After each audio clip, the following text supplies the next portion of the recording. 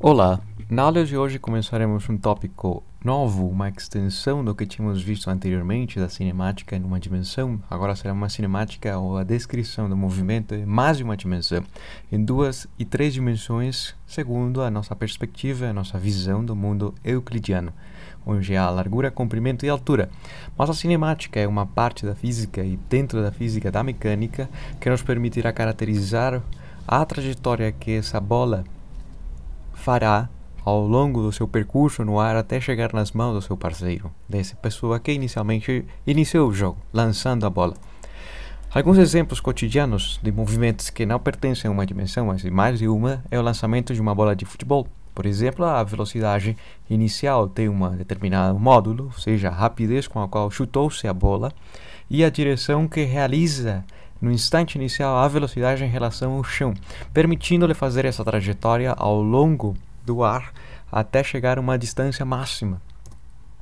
Um projétil deixado cair desde o avião sem velocidade na vertical inicial mostrará a diferença a ser por completo um projétil que foi lançado justamente para baixo com velocidade inicial diferente de zero. Mas como poder caracterizar essa trajetória que realiza no próprio ar? Uma pessoa correndo numa pista atlética de 400 metros de comprimento, no movimento bidimensional, faremos e se notará muito mais fácil a diferença entre deslocamento e distância percorrida. Então, o deslocamento, se a pessoa partiu dessa marca e 200 metros na frente está aqui, deslocou-se 200 metros, sua distância percorrida foi de 200 metros, mas deslocou-se simplesmente em linha reta, denotada por esse vetor cujo comprimento é menor a 200 metros, ou seja, que é bem maior e sempre será, dessa forma, maior ou igual a distância percorrida ao próprio deslocamento. Como mostra-se nessa imagem, ou nesse vídeo, tenta resumi-lo bem melhor. A pessoa sai correndo, a distância percorrida, o caminho verde, o registro ao longo da pista, mas o azul, o comprimento, é o deslocamento. E o deslocamento atinge um valor máximo e depois começará a diminuir, em virtude que o próprio atleta está se aproximando ao seu ponto de partida. E quando chega ao seu próprio ponto de partida, se diz que o seu deslocamento é nulo, mas a distância percorrida foram 400 metros da pista atlética. Em 3 dimensões, analisaremos a posição de qualquer objeto mediante a largura, o seu comprimento ou a sua altura, nas relações que temos para caracterizar a posição, nessa direção, nessa outra direção ou nessa outra, que será a profundidade. Por isso, introduz-se mais um eixo. Esse eixo podemos chamá-lo de profundidade, perpendicular ao plano x e y, que antes denotávamos como sendo o x qualquer eixo do movimento. Agora analisaremos, além do eixo horizontal, o eixo vertical, algum eixo de profundidade. Resulta um pouco mais complicado, mas ao mesmo tempo recria os fenômenos que vemos no nosso dia a dia. E para aquilo, o vetor posição nas 3 dimensões euclidianas, x, y, z, as 3 dimensões retangulares, se representa em função do tempo o vetor posição, conhecendo o comportamento da posição em x, em função do tempo ao longo do eixo x, o comportamento da posição ao longo do eixo y, em relação ao tempo, que pertence ao eixo y, e igualmente para o eixo z, o seu comportamento da posição em função do tempo. Se pegássemos e imaginássemos uma trajetória nas 3 dimensões, x, y, z, é a mesma configuração, pois ambas tríedras satisfazem a regra da mão direita. Simplesmente um ponto de vista diferente do mesmo eixo cartesiano, o da tríedra cartesiana, onde o eixo x, y, z são perpendiculares. Nesse caso, fazendo uma trajetória, podemos caracterizar que a posição em algum instante específico com o vetor posição, visualmente seria essa representação. Em um instante posterior, sutilmente pequeno, mas ainda assim a sua posição tem se mudado, ou devia mudar, e dessa forma, visualmente podemos representar a diferença de posição, esse vetor ΔGR, associado a essa diferença de posição, ou seja, que o deslocamento no lapso ΔT está representado por esse vetor verde, ΔGR, o deslocamento. Mas nesse caso, ΔGR já faz alusão a essa informação. Podemos representar com base nessas informações o lapso e a variação da sua posição, a velocidade média, como sendo a razão dessas duas informações. Sendo um vetor dividido por um escalar, não tem problema algum, mas continuará sendo um vetor. E se o lapso tendesse a zero, recriaríamos a condição necessária para definir a velocidade instantânea, ou seja, a variação nesse instante específico da sua posição em função do tempo. E lembro-lhes que a derivada fornece uma informação tangente à trajetória, ou seja, que a velocidade tem que ser uma informação tangente à trajetória. Visto de outra forma, o vetor velocidade, podemos construí-lo, supondo que nessa trajetória amarela, registrando a sua posição no plano cartesiano x e y, num instante em que está aqui, mas um instante posterior, um lapso de 3,70 segundos, a sua posição é diferente. Por definição, já tem-se o vetor posição. E o vetor velocidade instantânea resultaria plasmado se a variação desse tempo, desse lapso, resulta muito pequena. Mas como poder diminuir esse lapso de tal forma que tanto diminui o deslocamento, mas ao mesmo tempo diminui o lapso, um limitante tendendo a zero, tanto no numerador como no denominador, mas ainda assim, por definição, é a derivada. Vamos ver como resultaria se esse lapso torna-se cada vez menor, que o vetor deslocamento quase que desaparece, o vetor velocidade média em vermelho transformaria-se em velocidade instantânea nesse ponto específico. Nesse ponto específico, tangente à trajetória, e visualmente, lembrando os conceitos de cálculo, se diria que a velocidade nesse ponto específico tem um valor muito específico. Les deixo a incógnita para que saibam qual que será o valor tão específico.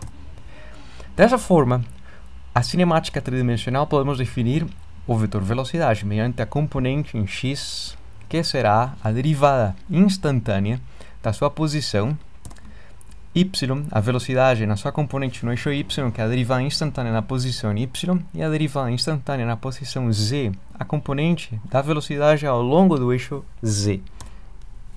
Ou seja, que o vetor velocidade, ou, de maneira extensa, velocidade instantânea, é a variação temporal do vetor posição. Dessa forma, constrói-se o vetor que tem 3 componentes no sistema cartesiano e cada uma dessas componentes associadas mediante a diferenciação da posição em x, y, z, respectivamente. Mas o vetor velocidade instantânea, e como eu tinha mencionado, a derivada sempre fornece uma informação que é tangente à trajetória, ou, no caso das funções, a inclinação da reta tangente. Mas nessa situação em física, denota a direção do vetor velocidade sempre será tangente à trajetória. E no caso bidimensional, como mostra-se nessa imagem, e nessa trajetória tracejada, sempre será esse vetor, que terá uma componente em x e em y para o caso bidimensional, podendo calcular-se o seu módulo, conhecendo essas componentes, mediante o teorema de Pitágoras, determinar quão grande será o módulo do vetor, e a interpretação física será quão rápido se desloca o objeto nesse instante específico onde está, nessa posição, quantos metros por segundo, quantos quilômetros por hora está se deslocando nesse instante específico, e a sua direção em relação ao eixo x poder-se a definir mediante a relação trigonométrica tangente, mas calculando o ângulo alfa com base à função trigonométrica inversa da tangente, arco tangente. Por isso, começaremos com esse primeiro exercício. Se diz que um desenhador web cria uma animação na qual um ponto da tela do computador possui um vetor posição caracterizado por essa expressão. Ou seja, o vetor posição depende do tempo, mas diz que no eixo x são 4 centímetros, mais essa informação que tem unidades de comprimento por tempo quadrado faz alusão a uma aceleração vezes tempo quadrado.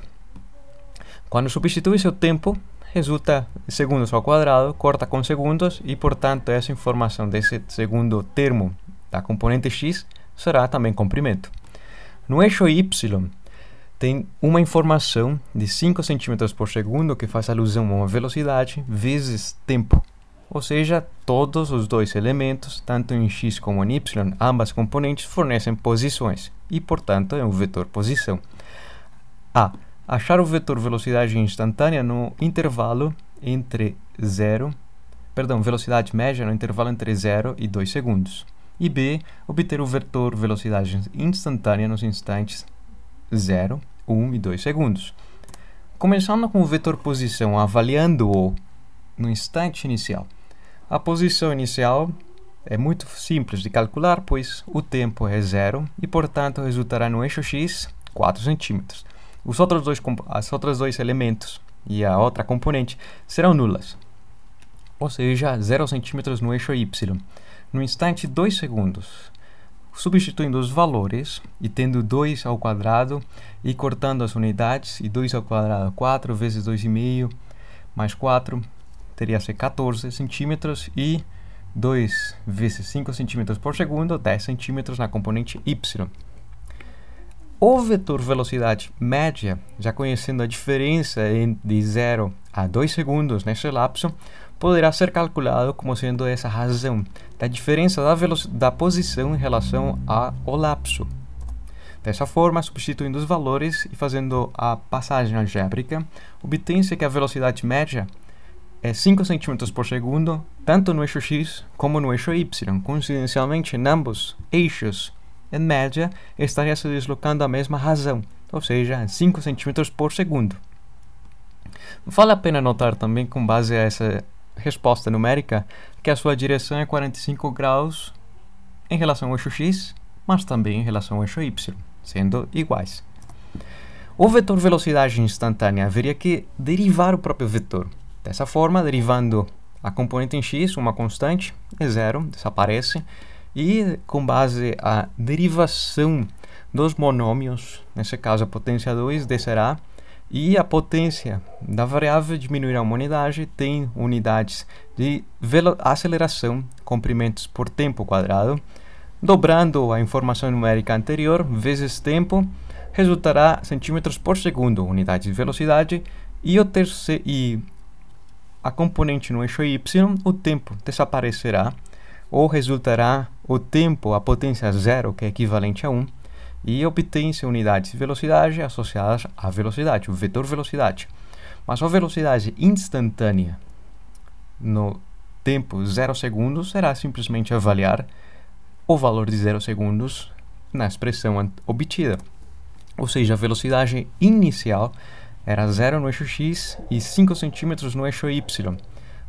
No primeiro instante, no primeiro segundo, será 5 e 5. Aproxima-se o valor da velocidade média, entre 0 e 2.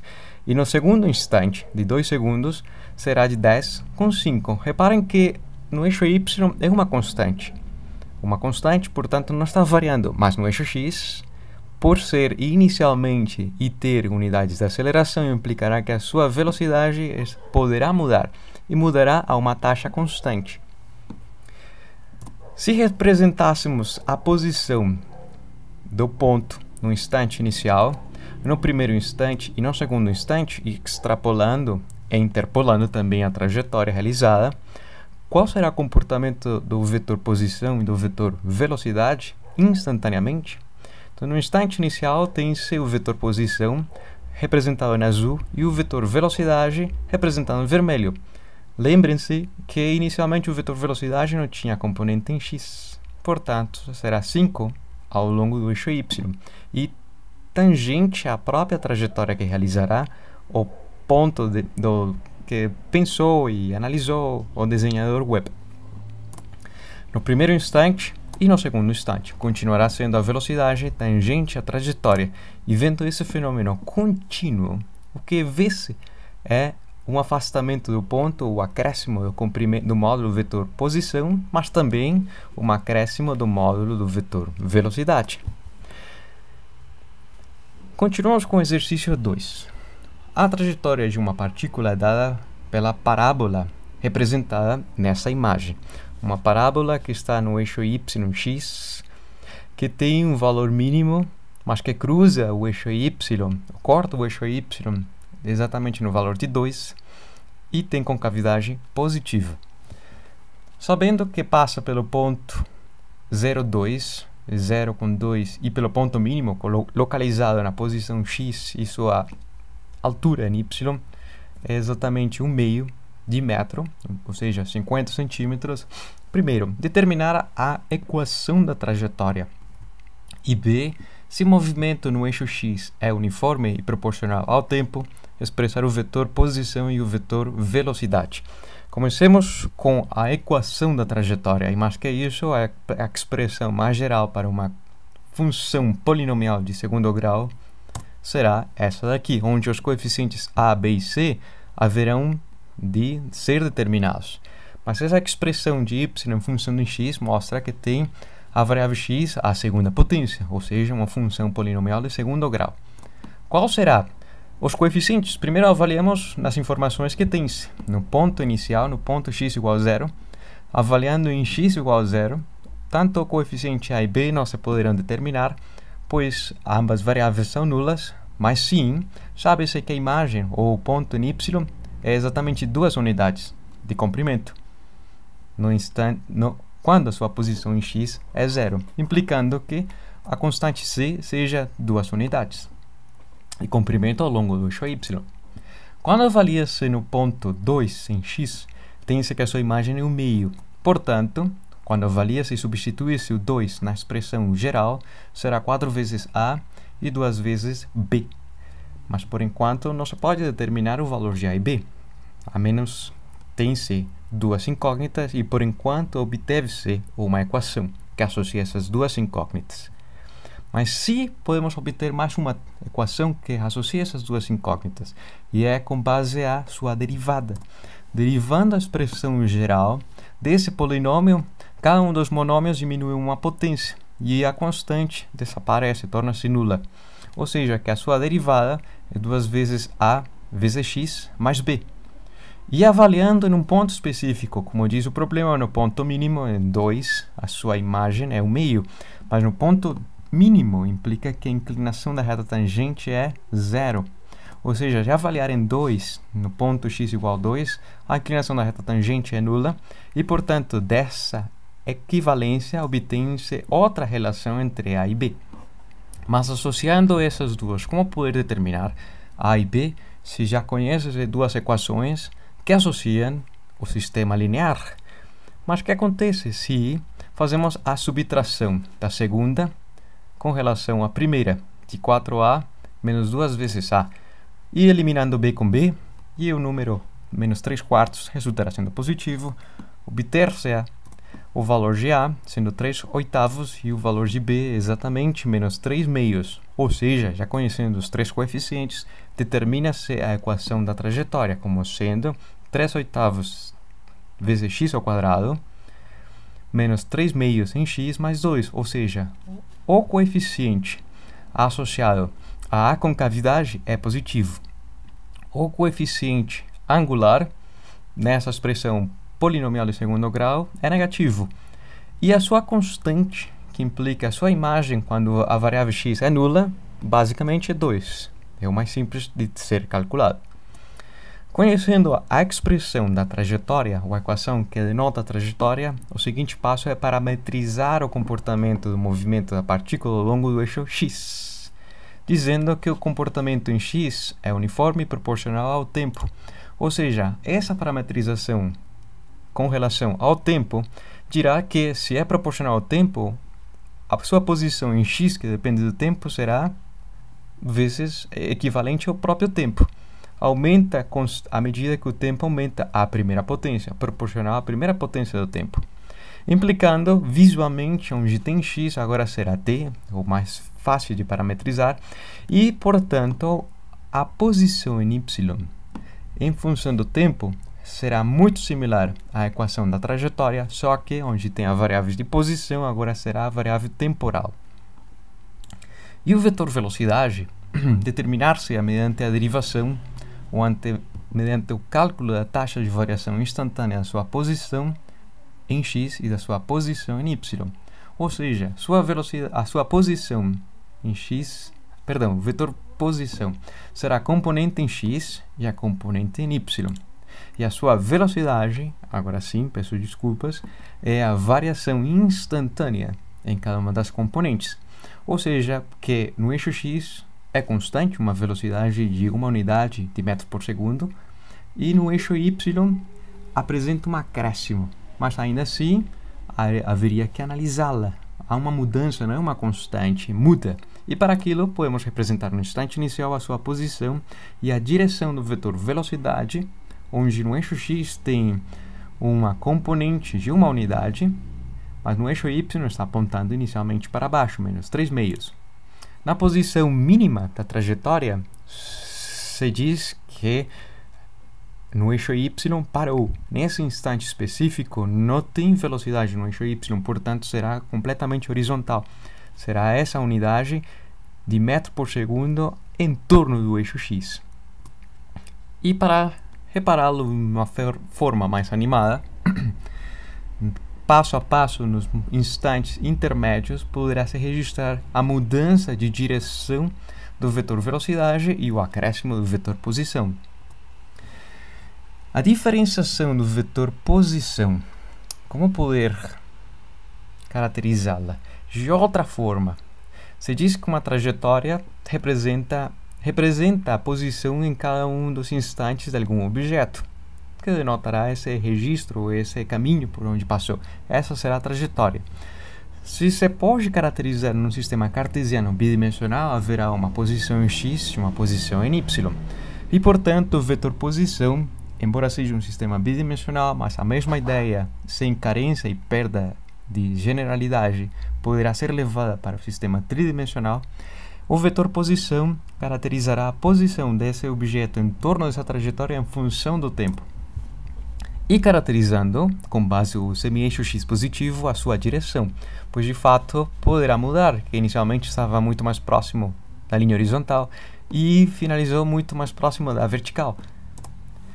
O vetor posição representado pelas componentes da sua posição em função do tempo, as componentes em x e a componente em y. E mediante os vetores unitários x e y, se escreve por extenso o vetor posição, ou seja a forma resumida de dizer que tem essas componentes ou que tem esse comportamento em x ao longo do eixo x ou esse comportamento da posição no eixo y ao longo do eixo y. A derivada do vetor posição fornece a velocidade instantânea, mas não tem mais que fazer, simplesmente derivar, analisar a variação instantânea da posição em x em relação ao tempo ao longo do eixo x e a variação instantânea da posição em y que pertence ao eixo y. Ou seja, um vetor perpendicular à trajetória, o que obtém-se. Mas será que é sempre perpendicular? Duvidem daquilo que lhes estou explicando, mas vamos mostrá-lo. Em coordenadas polares ou coordenadas curvilíneas, são outras classes do sistema coordenado que não são retangulares, mas que nos permitirão caracterizar melhor o movimento, e justamente porque as trajetórias não são linhas retas. Dessa forma, define-se um vetor unitário associado à linha do crescimento do raio vetor, que denota a posição do objeto, e um vetor perpendicular a esse mesmo, que denotará a linha do crescimento da informação angular. Esses dois vetores unitários compõem uma base, e nessa base poder-se representar qualquer posição. Ou seja, que o vetor posição representado com o módulo do vetor, que depende do tempo, mas sua direção também dependerá do tempo nas coordenadas polares. Derivando o vetor posição em função do tempo, obtém-se a velocidade instantânea. Mas lembrando-lhes que a posição, o vetor, tem módulo e direção, ou seja, que haverá que derivar tanto seu módulo na direção do vetor posição e a sua direção vezes o módulo do vetor posição. Ou seja, a derivada temporal da posição do módulo do vetor posição em relação ao tempo fisicamente representa-se mediante um ponto na parte superior. O ponto sempre faz alusão a ser uma derivada temporal, igual como se faz no cálculo diferencial um risco ou um traço ou um prima para dizer que é a primeira derivada, ou duas primas para dizer que é a segunda derivada, ou duas linhas para a segunda derivada. Em física, se faz a mesma alusão para dizer que a derivada temporal de alguma informação, nesse caso é do módulo do vetor posição. Variou em função do tempo, mas é a primeira variação, a primeira derivada, vezes a direção, mais o segundo elemento. Mas o segundo elemento é um pouco mais complicado de analisá-lo. Esse segundo elemento podemos representar que a direção depende do ângulo, e pelo fato da regra da cadeia, esse ângulo dependerá do tempo. Ou seja, não está se violando nenhuma expressão matemática, mas sim fisicamente poder-se analisar a sua direção bem mais fácil mediante o ângulo θ, que denotará propriamente a direção da posição do objeto. Posteriormente me farei entender qual será a diferenciação dessa informação angular, mas inicialmente, e de uma forma mais resumida, tem-se a variação instantânea do módulo na direção do vetor, mas essa informação que está aqui, essa variação temporal do ângulo, diria e especificamente denota-se como sendo a velocidade com a qual o ângulo aumenta ou diminui, ou seja, a velocidade angular. E esse elemento de direção, posteriormente veremos que está associado à direção perpendicular à posição, ou seja, a direção perpendicular é a direção θ, a direção do crescimento do ângulo. Veremos por que resulta esse elemento, mas o importante é entender fisicamente que a velocidade agora terá duas componentes, um acréscimo na direção radial e um acréscimo com o fator de escala na direção angular. Quão rápido está se afastando e quão rápido está mudando a sua direção, é o que significa. Portanto, se denota como velocidade radial e velocidade circunferencial. Tendo presente esse sistema de bases ortogonais, qual será a sua relação entre a base cartesiana? Como poder associar esses dois vetores unitários com esses dois cartesianos? E para aquilo, e lembrando-lhes como responder essa direção, porque resulta θ, ou a direção vetor unitário, comecemos expressando a base polar na base ortogonal cartesiana. A componente, o vetor unitário radial é super fácil de decompô-lo, pois tem essa informação θ e a componente no eixo x está associada com o cosseno de θ, e no eixo y, o cateto oposto, associado com seno de θ. O mesmo acontece com o ângulo, a direção desse vetor unitário θ. Mas esse vetor unitário, a componente em x, está apontando no sentido contrário do eixo x, ou seja, que será negativo do cateto oposto ao ângulo, e em y será associado com o cosseno do ângulo. Mas tem-se uma relação. Como poder expressar essas relações um pouco mais fáceis? Mas antes, vamos expressar a variação angular do vetor unitário, que estava anteriormente. Nesse caso, tem-se a variação da direção do vetor posição em relação ao ângulo. Ou seja, que o vetor posição depende do ângulo. Mas se variássemos esse elemento em relação ao ângulo θ, o cosseno transforma-se em menos seno e o seno transforma-se em cosseno. Les lembrarei brevemente, ou mediante esse processo, espero que se lembrem das derivadas das funções trigonométricas. O cosseno transforma-se em menos seno, a sua derivada, e a derivada do seno será cosseno. Ou seja, que será menos seno no eixo x e cosseno no eixo y. E se reparam, é equivalente à direção do vetor θ unitário quando decompõe-se ao longo da base ortogonal cartesiana, implicando que seja a direção θ, ou seja, um vetor perpendicular ao raio. Mas como poder resumir essa expressão? Os vetores unitários no sistema polar, ou nas coordenadas polares, associados com vetores unitários nas coordenadas cartesianas, associados com uma transformação linear. Essa matriz que satisfaz umas propriedades, e essas propriedades que permitirão fazer a mudança de uma base para outra e no sentido contrário muito fácil, pois tem a propriedade que o seu determinante da matriz de rotação em torno do eixo z, se analisássemos o eixo perpendicular a esse plano, rotou, mudou de direção, mas o seu determinante é a unidade.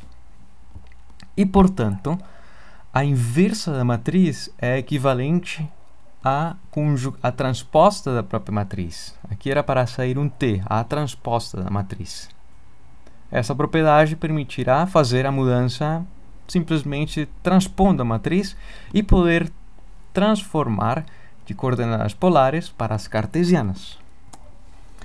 O exercício número 3. Uma partícula afasta-se da origem mediante um movimento em espiral denotado mediante as coordenadas polares. Essas coordenadas que dizem a sua distância até a origem têm um comportamento em relação ao tempo, e esse comportamento dado com essa velocidade, metros por segundo, afasta-se com uma velocidade constante, e a sua direção também muda em radianos por segundo, ou seja, uma velocidade do ângulo, de angular.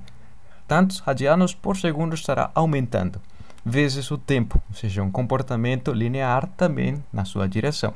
Calcular sua velocidade radial e circunferencial. Comecemos com base a definição anterior da velocidade radial, bastará determinar a derivada do módulo do vetor posição, ou seja, da distância radial em coordenadas polares. E a derivada daquilo será 0,25 metros por segundo, ou seja, fornece unidades de comprimento por tempo, de velocidade. Afasta-se da origem com essa velocidade, 1/4 de metro por segundo, ou 0,25 metros por segundo. A circunferencial está associada com a velocidade angular e um fator de escala. Por que um fator de escala? Pois, na hora de derivar esse elemento, a informação angular é ângulos por segundo, mas não tem senso. Os ângulos não se medem, os ângulos não têm uma fita métrica para medir metros. Para medir ângulos, perdão. Mas mediante um fator de escala, que é justamente o raio, a posição, quão afastado está em relação à origem, obtém-se dessa expressão a velocidade circunferencial, como sendo a multiplicação de 0,25 metros por segundo vezes 0,1 de pi radianos. Mas lembrando-lhes que radianos não são unidades físicas, ou seja, que a velocidade circunferencial será equivalente a esse elemento que multiplica π metros por segundo ao quadrado, vezes tempo em segundos, elimina a segunda potência e obterá unidades de comprimento por tempo, ou seja, unidades de velocidade em torno da trajetória, quão rápido está se deslocando nessa trajetória, mas curvando-se ao mesmo tempo. Ou seja, uma espiral afasta-se do centro, mas afasta-se uma razão constante. O espaçamento entre essas curvas é o mesmo, mas angularmente está aumentando o ângulo a mesma razão. Só que a velocidade, quanto mais afastado esteja, o ponto estará se deslocando muito mais rápido. Uma expressão mais geral para me fazer entender. Seja a posição radial nas coordenadas polares e o ângulo, duas constantes, A e B, onde A tem unidades de comprimento por tempo e B tem unidades de radianos por segundo, uma associada à velocidade e outra à velocidade angular. Determinar a velocidade angular e circunferencial. Basicamente, repetindo o processo anterior, mas em retrospectiva, de maneira geral, tem-se a derivada da velocidade radial como sendo, obtém-se a velocidade radial como sendo a derivada da posição radial, ou seja, a constante A, que tem unidade de velocidade, e a circunferencial, que tem unidades também de velocidade, mas associado com a multiplicação dessas constantes vezes tempo. O vetor posição. Se fazemos a projeção nas coordenadas polares sobre o sistema cartesiano, conhecemos o seu módulo e a sua direção. Ao longo do eixo x está associado com cosseno e ao longo do eixo y associado com seno. Ou seja, que o vetor velocidade poder-se expressar muito mais complicado, fazendo a derivada, este é o vetor posição. O vetor velocidade será a derivada desses elementos que também dependem do tempo, ou seja, a variação da posição radial com a constante, segundo a regra da cadeia, E tem-se a primeira constante com a variação do ângulo, mas também a função cosseno varia com seno, e tem-se a informação interna, que é a variação angular. O mesmo acontece na componente y, aonde tem-se a primeira derivada desse elemento vezes seno, mais a variação de seno, que é cosseno, a variação interna do ângulo, vezes a distância radial. Se representássemos a informação polar em cartesianas, resulta um elemento bem mais extenso, bem mais complicado. O módulo da velocidade, nesse caso, será por extenso o módulo, as componentes ao quadrado da velocidade ao longo do eixo x é y. Segundo o teorema de Pitágoras, haveria que expandir esse elemento, ou seja, o primeiro elemento em x ao quadrado, mais o segundo elemento em x ao quadrado, mais a multiplicação cruzada entre ambos considerando o sinal negativo. E o mesmo acontece para a componente em y, o primeiro elemento ao quadrado e o segundo ao quadrado, e a multiplicação cruzada duas vezes, considerando o sinal existente. Mas há uma informação importante que podemos simplificar. Esses dois elementos cruzados são iguais, só que de sinais contrários. Se poderão eliminar. E há uma identidade, de fato, há somente uma identidade trigonométrica que nos permitirá simplificar essas expressões que estão aqui com cosseno e seno ao quadrado, em virtude de que são multiplicados pela mesma constante, e o mesmo acontece com esse seno ao quadrado e cosseno ao quadrado, que são multiplicados pelas mesmas constantes. Ou seja, que o módulo do vetor velocidade, quando analisas em coordenadas cartesianas, obtém-se a mesma informação que tínhamos obtido anteriormente com as coordenadas polares. Dependerá da velocidade radial e dependerá da velocidade circunferencial. Visto de outra forma, substituindo o que seria a variação temporal do raio à variação temporal do ângulo θ, se poderá expressar como sendo um comportamento proporcional ao tempo ao quadrado, mas ao mesmo tempo é proporcional à raiz quadrada desse elemento que está dentro da raiz. Ou seja, que a velocidade módulo aumenta, mas aumenta também à medida que o tempo avança, proporcional ao tempo à primeira potência, pois o tempo proporcional ao quadrado, mais a raiz quadrada de tudo, resultará proporcional ao tempo à primeira potência. Nessa animação, tenta mostrar-se o comportamento, e cada vez o comportamento espiral, e à medida que afasta-se do centro, angularmente varia com a mesma razão, mas percorre a distância mais afastada muito mais rápido. Mais uma vez, muito devagar, faz a espiral, mas angularmente uma constante, variando a sua posição, a sua direção, angularmente constante, mas à medida que afasta-se do centro, girará ou percorrerá a distância muito mais rápido. O que acontece se mudamos essas constantes? Se inicialmente mudamos para a metade, a constante A, então a velocidade mais devagar, afasta-se muito mais devagar a metade do centro. No mesmo instante anterior, não estará tão afastado como o caso anterior. E se mudássemos a velocidade angular para a metade, justamente agora gira mais devagar, mas ainda assim continuando com a mesma velocidade inicial, a essa constante. Então afasta-se mais, uma espiral mais aberta, e ainda assim a velocidade na periferia sendo proporcional ao giro e a esse fator de escala, que é justamente quão afastado está. Quando está muito próximo é pequena, mas quando está mais distante do centro, aumentará a sua velocidade em torno do centro. Em retrospectiva, as três animações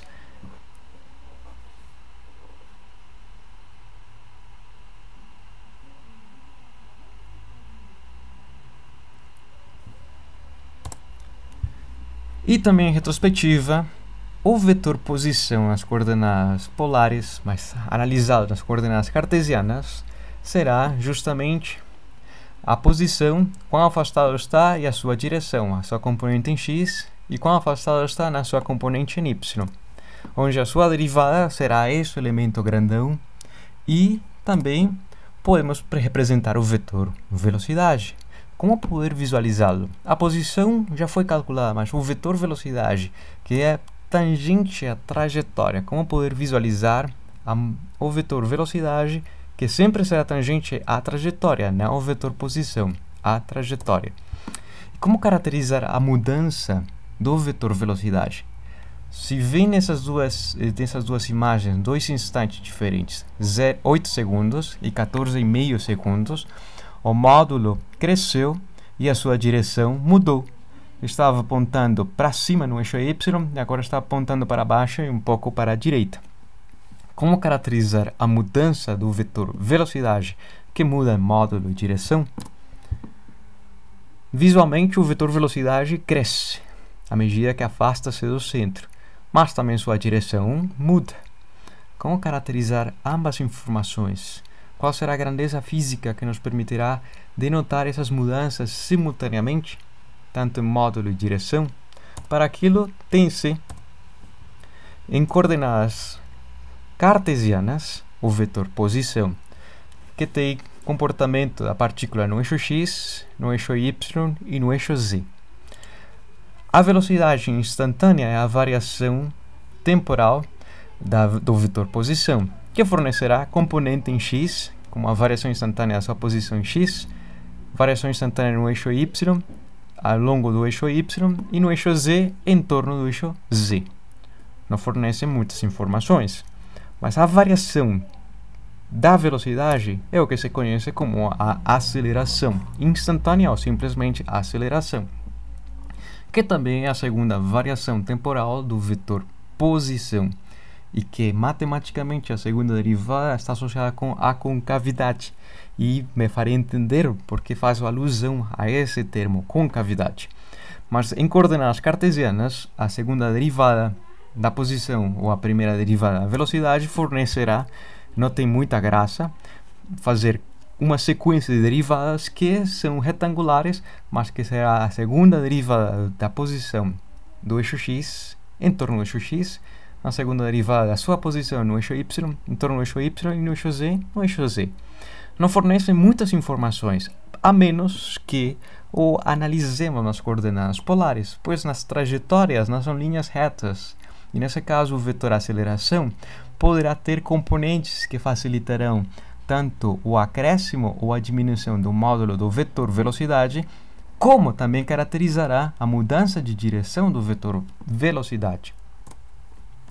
Lembrando-lhes que nas coordenadas polares, o vetor velocidade expressa-se como a componente radial e a componente circunferencial, e a aceleração desses elementos agora será, segundo a regra da cadeia, ou a regra do produto, perdão, a variação do primeiro e a variação também desse segundo, mas ambos em multiplicação, temos que considerá-la. Ou seja, a segunda derivada temporal da distância radial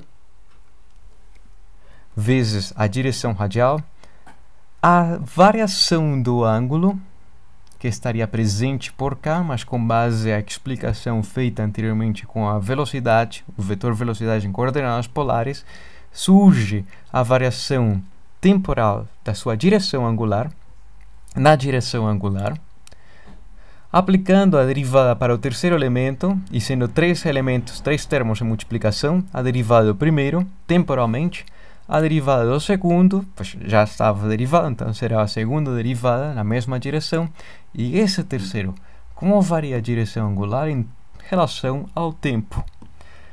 Antes de continuar com a análise desse terceiro, reparem que esses dois elementos são iguais. Portanto, reescrevendo primeiro, duas vezes esses dois que são iguais, o terceiro agora será o quarto agora será o terceiro, e o último haverá que analisá-lo, mas simplificando e analisando de outra forma, mediante a regra da cadeia. Não existe uma forma fácil de interpretar a sua variação temporal da direção do vetor unitário, mas sim a variação do vetor unitário em relação ao ângulo e o ângulo em relação ao tempo. E lembrando-lhes que a variação temporal do ângulo ou da direção ou do ângulo em relação ao tempo é a velocidade angular, implicará esse mesmo elemento. E esse conjunto daqui, ou esse fator que está, essa derivada, está associado com a direção negativa do vetor posição radial. Nesse caso, me farei entender. Esse elemento que está aqui, as componentes radiais, dirá: existirá uma aceleração de afastamento na direção radial. Está afastando-se da origem, proporcional à segunda derivada da posição do comprimento do vetor posição. Mas também tem uma aceleração na direção contrária, apontando ao centro, proporcional à velocidade angular ao quadrado vezes a distância que está. Ou seja, tem uma componente associada a esse giro, a concavidade. Está apontando para dentro da curva. Esse primeiro elemento chama-se aceleração radial. Dirá quão rápido afasta-se o raio vetor, o módulo do vetor, ou quão rápido muda a velocidade ou afastamento do vetor posição. E esse elemento se conhece como aceleração centrípeta. É uma aceleração que o seu nome faz alusão àquilo, aponta ao centro da circunferência, ou seja, na direção contrária do rádio. Se antes apontava para fora, agora será apontando ao centro da circunferência, nesse instante específico, sendo proporcional à velocidade angular ao quadrado vezes a distância radial. E por outro lado estão as informações da aceleração em torno da direção angular. No primeiro elemento, é um pouco confuso e contraintuitivo a sua explicação. Hoje me farei entender o que significa, mas chama-se como aceleração de Coriolis. Está associado a alguns fenômenos que daqui a pouco lhes explicarei. E o segundo elemento é a aceleração circunferencial. Por exemplo, quão rápido está aumentando a sua direção em relação ao tempo, mas quão rápido está também aumentando a sua velocidade em relação ao tempo.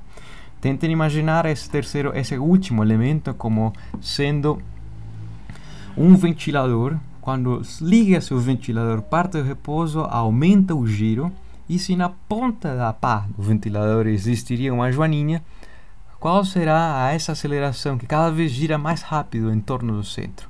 Como associar essa derivada da velocidade, mas da velocidade angular, ou seja, a aceleração angular vezes um fator de escala, nesse caso a distância em torno do centro ou da origem.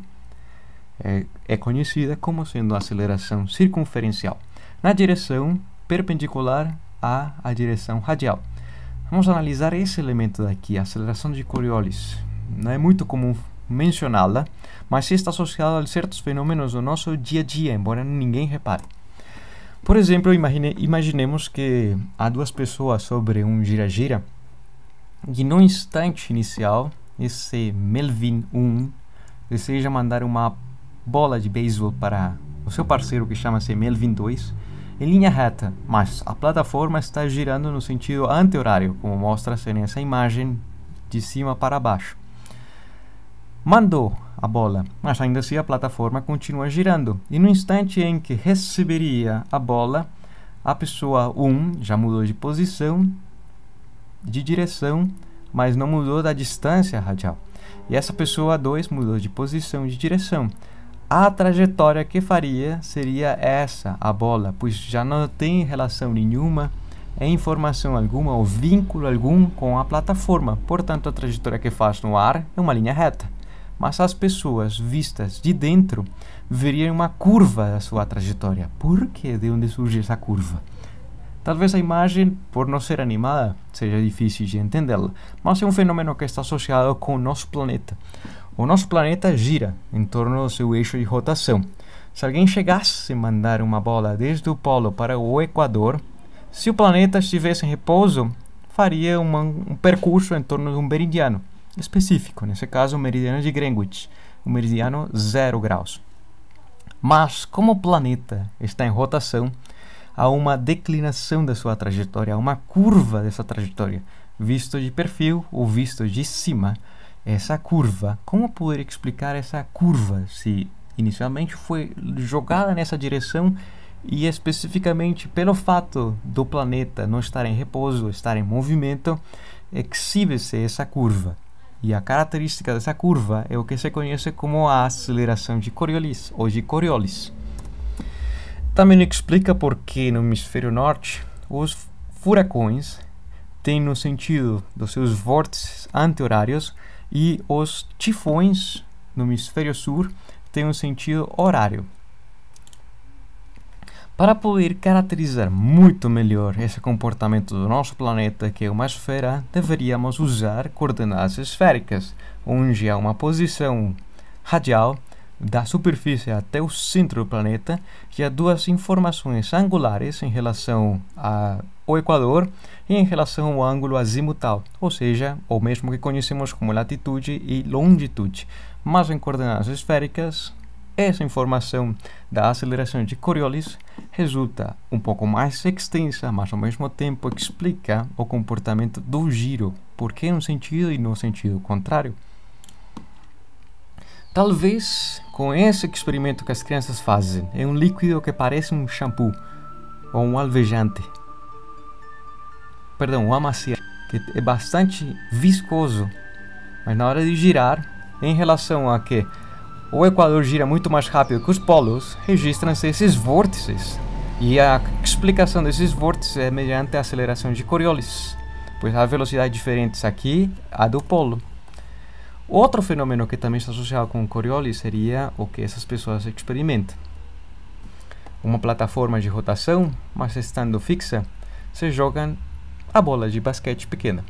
Em linha reta, o seu percurso, linha reta, embora seja uma subida e uma descida. Mas chega justamente o seu parceiro em linha reta, segundo a perspectiva. Porque quando giram, não conseguem passar-se a bola. Visto de fora, foi uma linha reta. Só que as pessoas estão girando. E se fosse visto de dentro, qual seria o comportamento dessa bola?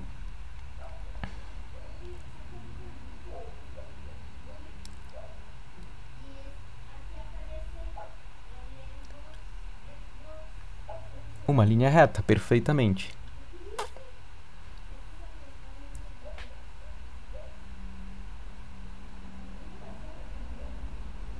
Visto de dentro, acompanhando o giro, teria ser algo diferente. Ué, e essa curva? De onde veio?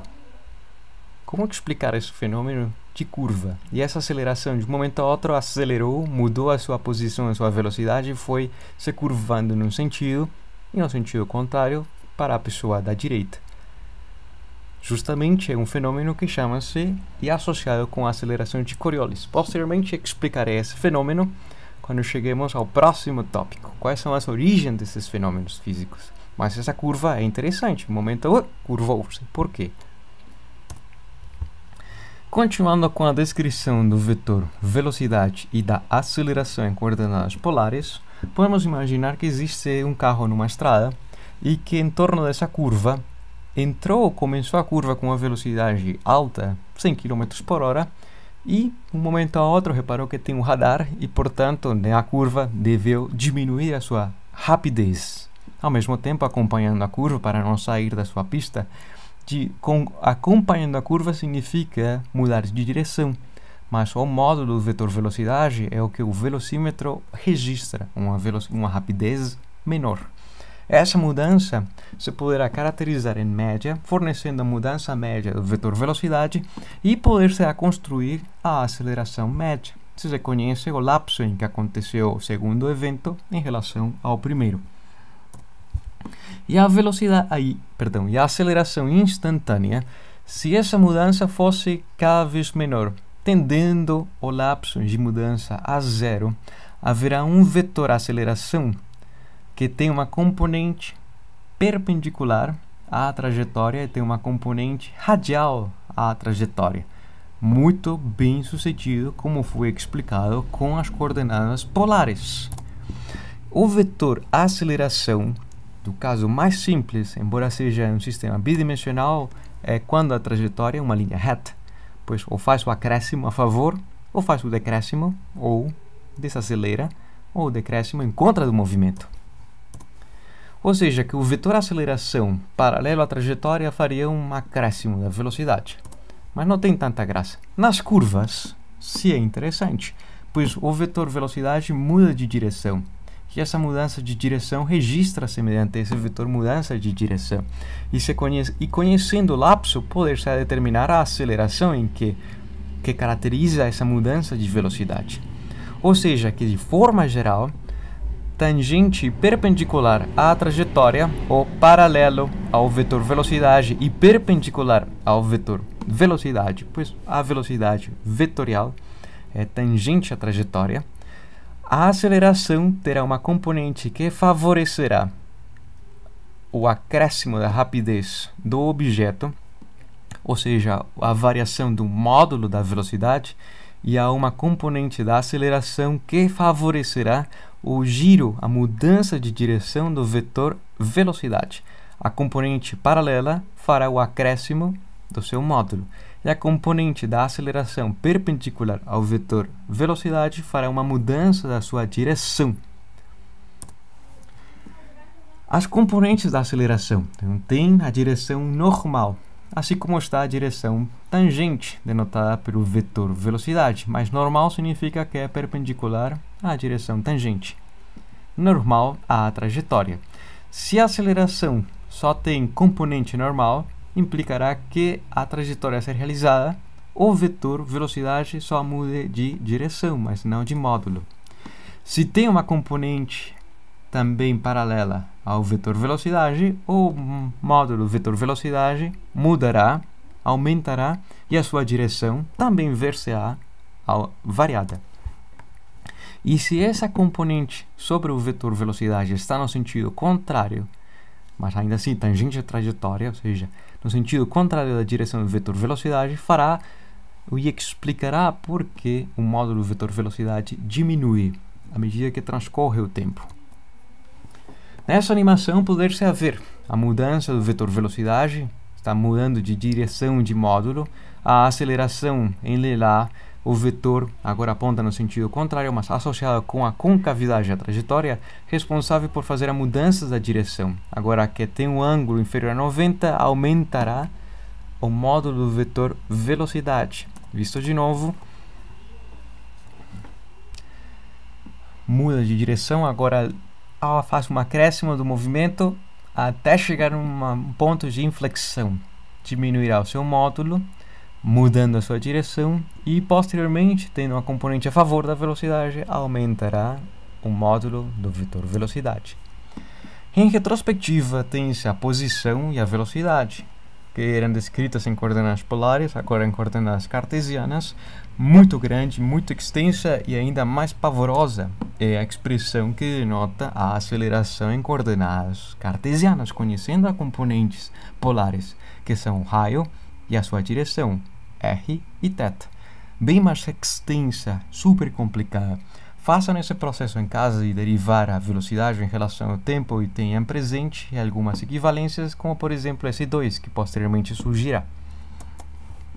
Ou seja, que a aceleração, voltando em retrospectiva para o fenômeno do elipse, da espiral, perdão, a aceleração explica, e nessa representação, que terá uma componente a favor da velocidade. Cada vez o objeto irá mais rápido, mas também uma componente perpendicular ao vetor velocidade, fazendo a mudança da sua direção. Mudou.